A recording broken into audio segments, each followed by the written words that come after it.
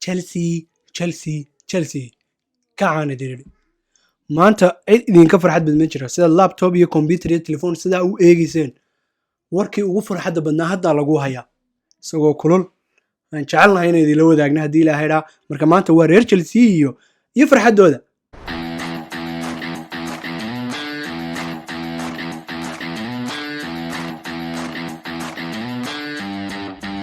السلام عليكم ورحمة الله وبركاته واقف فوتبول شو إذن لما مركله سو دواada waan fiican wax rajaynaya inad fiicantiin idinkuna maanta maxaynu ka hadlaynaa maanta horta war farxad leh yaa loo wadaa taageerayaashii Chelsea sanadkan inay boodboodo ilaa inta coachkooga laga yareeyay weeyaan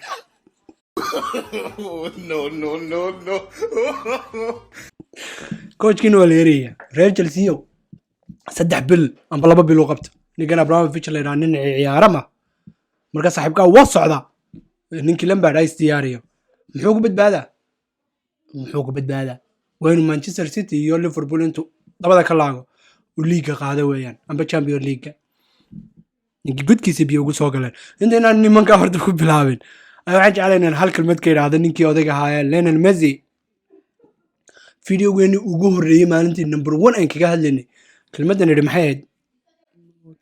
waxay ahayd Messi meel uma socdo saaxiib xuquuqaaga naga daa marka drama queen buu inagu noqday ninkii odayga saaxiibkan waan socdaa halkan aan tagayaa kama sameynaya aabay qayli haddana maanta wuxuu ku dhawaaqay interview siiyay goal.com inaanu meel u socon inuu rabay inuu tago laakiin uu joogayo maadaama Barcelona diiday aanu rabin kooxdiisa inuu maxkamad saaro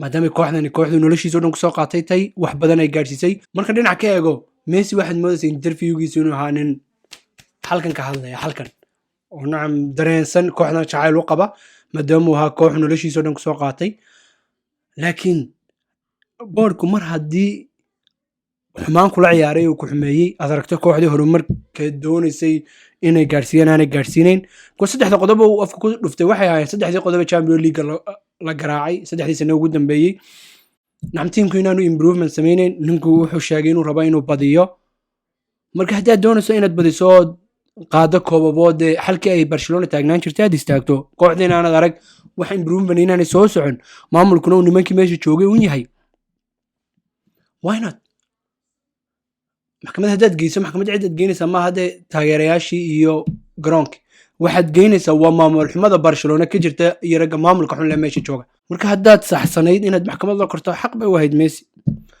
anyway hadday taasi ka tahayba inuu isiri sanadkan iska sii joogo ka dambe si sharaf looga tago kooxdaadii oo ku jecel dadkii ku jecel ka tag oo wax la dareemi karo waana waxaan aad ugu hambalyeynaya Messi inuu kooxdii Barcelona hal sano at least la sii joogo halkaas mid uma noqoni inuu wixii koob uu qaadi karay intuu qaado dadna alaabtiinii oo dhan waa tan maca salaama inuu hadda kooxdii la bedelo oo kooxdii wax laga bedelo kooxdii si fiican wada shaqeyso dadna uu yiraahdo Barcelona ku dhamaysanaya mustaqbalkayga ka labada ka noqoto waynu arki doonaa laakiin wixii la isku celcelinaya hadday tahay xiriirka Isbaanishku aad Barcelona u taageersanaa sababtaynu ognahayna ay tahay inaanay rabin Messi inuu ka tago si aanay image-kooga hoos ugu dhicin iyo Barcelona boardkoodan iyagu marna arrinkaas qaar aqbalaya ahayn baan sheekadiisa dhageysanayn way guuleysteen Messi abiina waxa la yiraahdaa adeer naga fadhiista meesha because saakunbu Messi abiil haynankaygu ma joogay Barcelona uu ka tagaya haddana galabnimadkii waxa ka soo daba baxay interviewgan uu bixiyay marka anyway draamadii Messi naga soo xidhantay sanad kalena waynu sii joogayna waxay noqotaba anu wareegno reer Chelsea maalin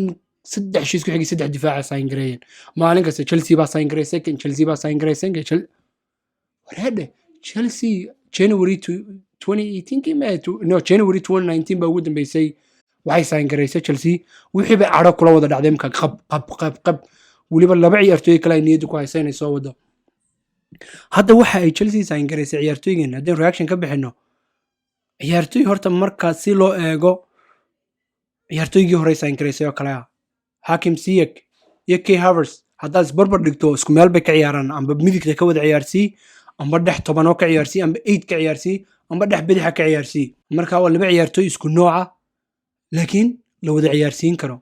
marka Chelsea maxaa ku kalifay iyaga oo markii horeba weerarkoogu fiicnaa waxa ugu badan ay ka cabanayeen uu difaacaha inay weerarun weli soo wadaan.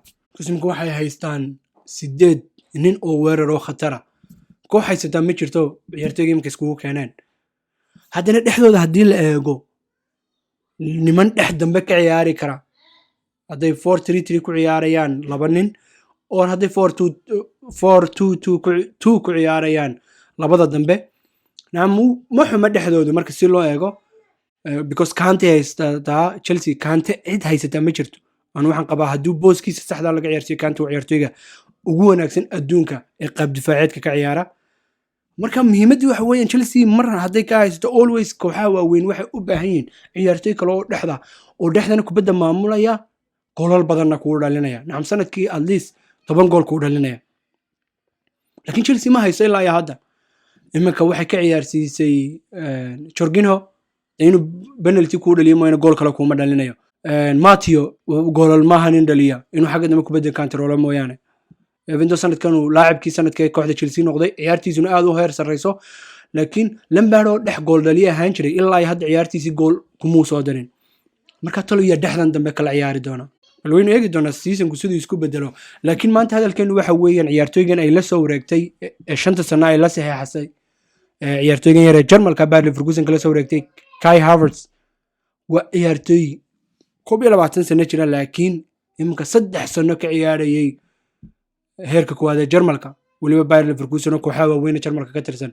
ciyaartooygani ciyaartooy xirfad aad u heer sareysa la weeyaan. anu waxaan qabaa in ciyaartooygani yahay ciyaartooy noqon doona superstar. Jarmalku usually superstar ma soo saaraan waxay soo saaraan stars oo team players ah. iminka dhexdooda oo dhan Michael Black hadaynu dib u eegno kale wuxuu ahaa laacib weyn laakiin ma ahayn laacib Ballon d'Or iyo waxa ku tartama. wuxuu ahaa laacib kooxda u ciyaaraba meel ka soo saara nationalkiisana meel ka soo saara.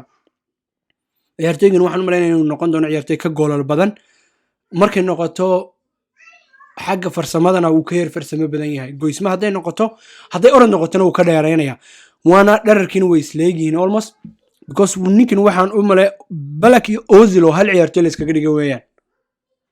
Ozil waxa inta badan lagu dacayday inaanu kubad difaacin inaanu dib u noqonin inaanu ficil lahayn. Balakna intaas uu lahaan jiray. marka skillskii Balak iyo kii Ozil oo la isku daray maxaad u malay waxaan qabaa ninkan superstar haddii Chelsea sida saxda u use garayso oo kooxdu isla qabsato inay noqon doonto koox awood badan sanadkan ciyaartooygana uu superstar noqon doono. waynu eegi doonaa wixii ka soo baxa. Chelsea wali waa soo socotaa waxaan maleynayaa 2 ciyaartooy goalkeeper horta wali way hadal haysaa Mendy inay keento because Keba ma aaminsana nin kale oo khadka difaaca oo Kante lagu bedelana wali waa hadal haysaa. waynu eegi doonaa cid ay keento. Chelsea waxaas 7 ciyaartooy bay sign gareysay. 7 ciyaartooy oo dhan ay sign gareysay. Chelsea wali iyada lacag sii haysata. kooxay way yaabayeen Liverpool way qaylinaysaa. Real Madrid halkeeda iska daa because Real Madrid Kai Havertz inuu Real Madrid u wareegay Van de Beek inuu Real Madrid u wareegay dadkii lacag la'aan baa soo qaylinayaan war hayay bay taagay. Chelsea-na ka aragtay isleeyin mustaqbalku wax noqonaya dab wali still lacag bay haystaa maadaama ciyaartooy yaryar iibisay. iminka waxay hadalhayaan hadday Batshuayi iyo Bakayoko iyo Emerson saddexdaas waxay u raadinayaan iib xataa Alonso laftigiisa iib bay u raadinayaan. hadday intaa iib u helaan waxa waqtigan Chelsea lacag 60-70-80 milyan oo kale ay gacanta ku haysan doonto. laakiin wali Chelsea labadii moolood ee ugu muhiimsanaa ma hayso waa difaac iyo goalkeeper. waxaan qabaa labada ilaa iyo Silva khibrad badan ayuu ku soo kordhin doonaa laakiin Silva waa limka already 36 buu galay bisha dambe 36 jir Premier League ma ka ciyaari karaa khibraduu kugu soo kordhin laakiin 36 jir ma ka ciyaari karaa Premier League. John Terry 36 markaa uu ciyaari kari waay. Ferdinand sidoo kale marka muhiimadu waxa weeyaan waynu eegi wixii ka soo baxa halka 36 jir ayay keeneen wax kale ma keeneen. left back fiican way keensadeen laakiin center back bay wali u baahan yihiin iyo goalkeeper. labadana Chelsea waxay ku soo kordhisay waynu eegi doonaa. Manchester United maxaynu hadal haynaa left back bay imika raadinayaan Regulan oo Sergio Regulan oo la joogay kooxda Seville sanadka Europa League wacdaro badan ka muujiyay. Manchester United ciyaarteedii wacdaro ka muujiyay finalkii wacdaro ka muujiyay sanadkan Seville ahaa ciyaarteedii ugu wanaagsanaa oo Real Madrid amaah kaga maqnaa oo Chelsea markii hore la hadalay inuu wareegayo ayay rabaan. muxuu kusoo kordhinaya marka Luke Shaw wuu ka fiican yahay because seasonka dhan ma miskaraynayo. Luke Shaw waa nin half season ka maqan, half uu soo noqday isagoo weytaaranya soo noqonaya, timekiisii sidan yahay. marka bal eegna hadday kaa soo hesho weerarkii Sancho weli way raadinaysaa inkastoo oon weli u dhoweyn Sancho.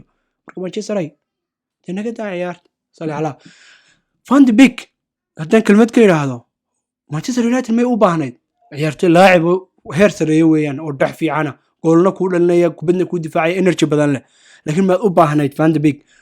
waxaan u malaynayaa Bani Kumba Manchester qabtay oo waxba may soo iibsan oo soo iibsan kartaan baa la yidhi. waxaa arkay ninkan 40 milyana waay waxay haysteen Pogba iyo Fernandes oo booskiisa ka ciyaara, waxay haysteen Matic oo seasonka halfkii dambe oo dhan heer sare oo heshiis cusub siiyeen, Fred oo ciyaartiisu kor u soo kacaysa, McTominay mayagaa u baahnaa meesha u baahnaayeen weerar iyo difaac bay haayeen hadday wax kusoo kordhinayaan. marka kooxdii Panic baa qabtay oo inta waxba maadkeenin leeyahay bay jeejeesadeen oo dhakab 40 milyan bay meel iskaga tuureen. marka waynu eeg bal waxay kusoo daraan, laakiin Manchester way heer sareysaa siday noqon doontaba. ninkaas waa nin wax kusoo kordhinayo ma noqonayaa, laakiin meelo kale oo uga baahi badnayd baa jirtay. yaa kooxihii kale wax ka wada Arsenal weli intii aynu ogeyn mooyeen waxba kumay soo darin. Liverpool sidoo kale, Man City weli waa meeraysanaysaa, laakiin waxaan u malaynaya at least 2 ciyaartoy kale inay keeni doonto.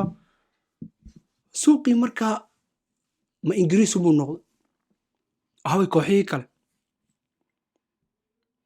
lacagtii ahaway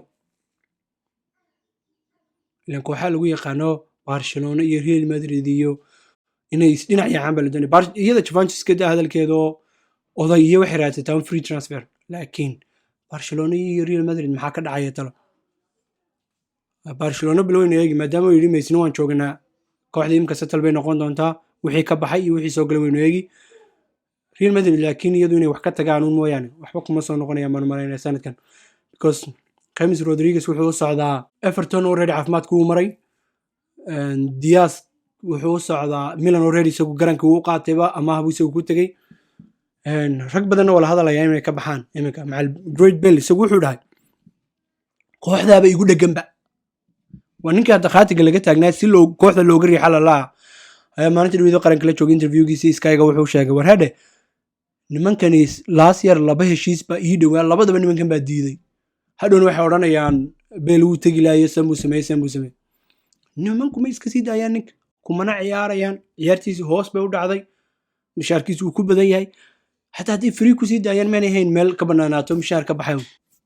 naga daadee biiray soo ciyaarta naga daadeer amba sidan dho inta nin ku dheganaatan una qayla noo keenin.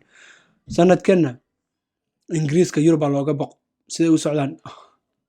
Bayer way joogtaa, Bayero Saane ku soo darto, Saane imku soo caafimaad qabayo, shalay Isbaanishka siduu la ciyaarayay isagoo intaasoo bilowdaan kubad ciyaarin weyn ogeyn. marka hawlu waa isbedelayaan, laakiin Ingiriiska kooxahiisu meel weyn bay soo gaari doonaan sanadkan soo socda haddii Ilaahay idhaahdo. barnaamijkeena yarna Kai Havertzka degdega ugu soo biiray Chelsea imika officialka noqday, iyo Meesi oo officially joogaya Barcelona. aynu ugu talagalay inaan kaga gaarsiino insha Allah wixii dambe iyo suuqa dhaqdhaqaaqiisa insha Allah. waaga football show idin leh, saaragti dambe oo xiiso leh.